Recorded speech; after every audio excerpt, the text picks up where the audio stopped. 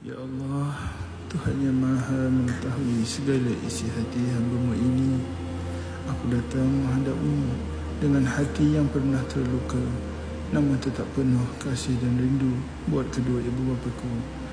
Ya Allah, Engkau mengetahui betapa sering aku dimarahi, dipinggirkan, sentiasa dianggap salah.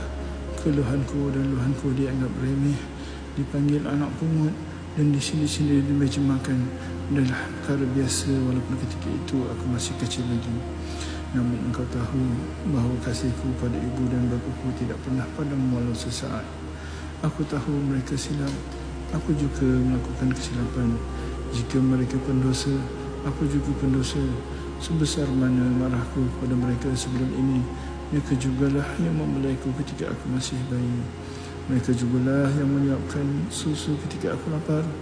Mereka jugalah yang merawatku ketika aku sakit. Jasa itu tak dapat kubalas kepada mereka, Ya Allah. Ya Allah, kini mereka telah pergi meninggalkan aku. Ampunilah di segala dosa mereka.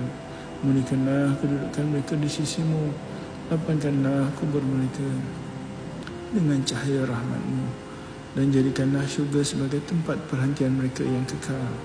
Segala luka dan rasa sedihku yang pernah aku rasakan, aku telah simpan jauh dalam lubuk hatiku.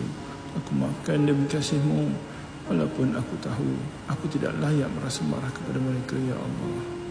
Ya Allah, terimalah doaku ini sebagai tanda bakti seorang anak kepada kedua orang tuanya. Himpunkanlah kami kelak di syurga-Mu dalam keadaan saling mencintai tanpa rasa terpinggir lagi. Hanya Engkau tempat aku mengadu, hanya Engkau tempat aku meluahkan rasa. Ampunkanku, Ya Allah. Amin. Amin. Ya Rabbal Alamin.